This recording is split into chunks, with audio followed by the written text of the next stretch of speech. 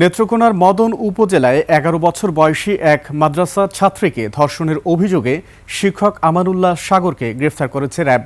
রাতে ময়মনসিংহের গৌরীপুর এলাকা থেকে তাকে গ্রেফতার করা হয়। সংবাদ সম্মেলনে র্যাব জানায়, গ্রেফতার এড়াতে আমানুল্লাহ ঘন ঘন অবস্থান বদলাতেন।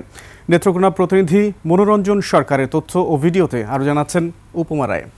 নোভা এলইডি টিভি, ঝকঝকে ছবি, নিখুঁত শব্দ, 5 বছরের ওয়ারেন্টি। নোভা মানি সঠিক মান, নিশ্চিত সেবা।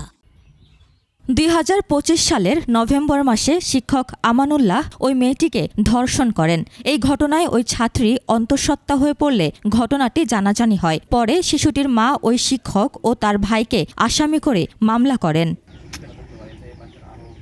মঙ্গলবার রাতে র্যাব অভিযান চালিয়ে আমানুল্লাহকে গৌরীপুর থেকে গ্রেফতার করে। সংবাদ সম্মেলনে র্যাব জানায়, গ্রেফতার এড়াতে আমান বারবার অবস্থান পরিবর্তন করতেন।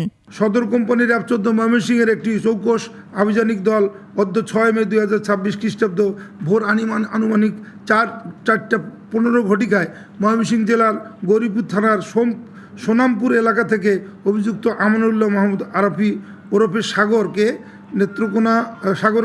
গ্রেপ্তার করতে সক্ষম হয়। অভিযোগ অনুযায়ী গত বছরের নভেম্বর মাসে ধর্ষণের ঘটনা ঘটে।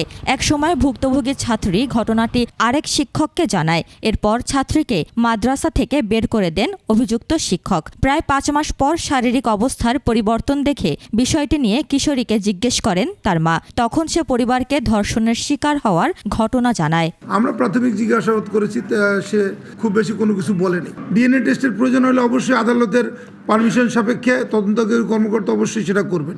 গত ২৩ এপ্রিল কিশোরীর মা বাদী হয়ে মদন থানায় দুজনের বিরুদ্ধে নারী ও শিশু নির্যাতন দমন আইনে মামলা করেন। এরপর থেকে অভিযুক্ত ওই শিক্ষক পলাতক ছিলেন।